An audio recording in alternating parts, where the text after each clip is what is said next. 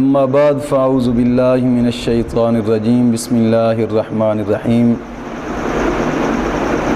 اہدنا الصراط المستقیم صدق اللہ مولانا العظیم۔ آج ہم انشاءاللہ العزیز تفسیر باقاعدہ شروع کرنے لگے ہیں۔ اعوذ باللہ اور بسم اللہ ان دونوں کی تشریح بھی ضروری ہے۔ ایسا کر لیں گے کہ آج کے سبق میں ہم اعوذ باللہ من الشیطان الرجیم اس کا معنی اور اس کی تشریح پڑھیں گے۔ اعوذ باللہ من الشیطان الرجیم، اس کا معنی یہ ہوتا ہے کہ میں نکالے ہوئے شیطان سے اللہ کی پناہ چاہتا ہوں۔ اعوذ باللہ کے متعلق چند باتیں غور طلب ہیں کہ چند باتوں پر غور کرنا اشد ضروری ہے اور جس پر ہم بحث کریں گے۔ سب سے پہلی بات کہ جس پر ہم بحث کریں گے وہ یہ کہ تلاوت قرآن مجید سے پہلے اعوذ باللہ کو کیوں پڑھا جاتا ہے، یہ پہلی بات کہ تلاوت کرنے سے پہلے اعوذ باللہ کو کیوں پڑھا جاتا ہے، پہلی بحث اس پر ہوگی۔ اور دوسری بحث ہوگی اعوذ باللہ کی تفسیر پر، اور تیسرے نمبر پر جو بحث ہوگی وہ یہ ہوگی کہ اعوذ باللہ کے کتنے فائدے ہیں، کیا کیا فائدے ہیں، اور چوتھی بحث جو ہوگی وہ اعوذ باللہ کے متعلق جتنے بھی مسائل ہیں فقہی مسائل ان کے اوپر بحث ہوگی۔ یعنی ان چار باتوں پر بحث کریں گے آج کے سبق میں۔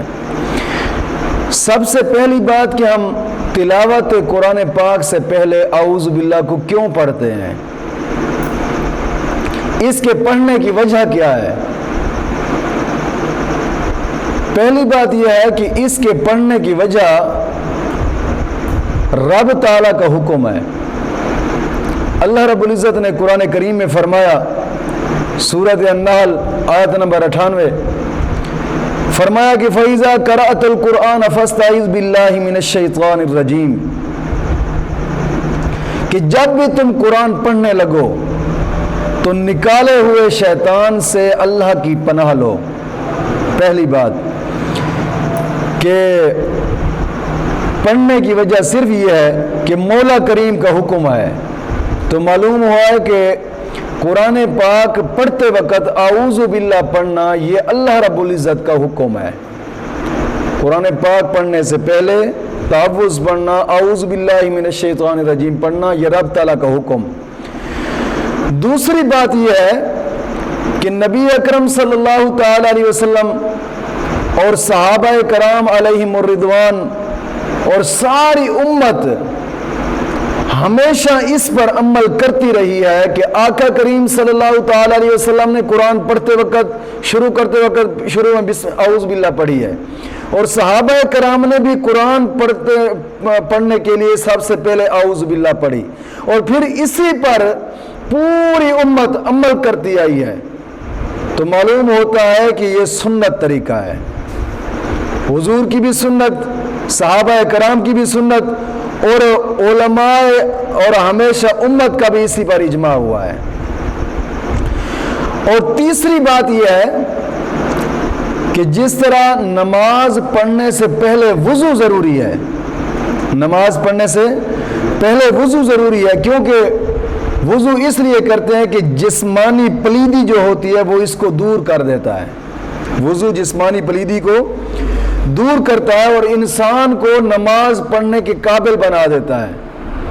تو تلاوت کرنے سے پہلے اعوذ پڑھنا، اعوذ باللہ من الشیطان الرجیم پڑھنا یہ اندرونی پلیدی کو دور کرتا ہے، تاکہ تلاوت کرنے کے قابل جو ہے یہ زبان ہو جائے، تلاوت کرنے کے قابل زبان ہو جائے اور زبان کو قرآن پاک کی تلاوت کے قابل بناتی ہے. اعوذ باللہ من الشیطان الرجیم.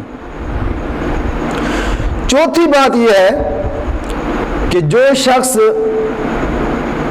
بادشاہ کے دروازے پر حاضر ہوتا ہے تو وہ بغیر اجازت اندر تو داخل نہیں ہو سکتا.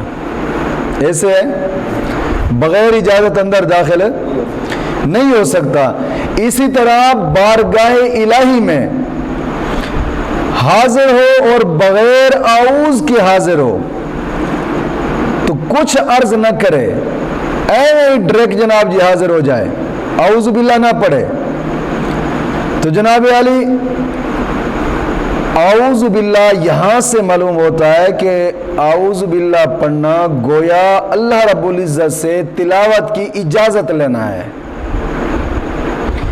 اور پانچویں بات یہ ہے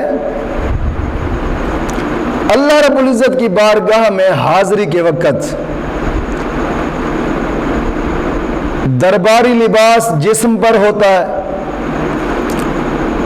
اور اللہ رب العزت کی بارگاہ میں حاضری کے وقت گویا قلب یعنی دل اور زبان کا جو لباس ہے وہ اعوذ ہے, یعنی تعوذ پڑھے اور پھر رب کی بارگاہ میں کھڑا ہو جائے. یہ تو بات تھی کہ تلاوت کرنے سے پہلے ہم اعوذ کیوں پڑھتے ہیں. دوسری جو ہم نے بات کی کہ دوسری بات کی جس پر ہم بات کریں گے وہ یہ ہے کہ اعوذ باللہ کی تفسیر. اب اس کی تفسیر کی طرف جاتے ہیں. لفظ اعوذ یہ اعوذ سے مشتق ہے, اعوذ سے بنا ہے اور اعوذ کے دو معنی ہوتے ہیں.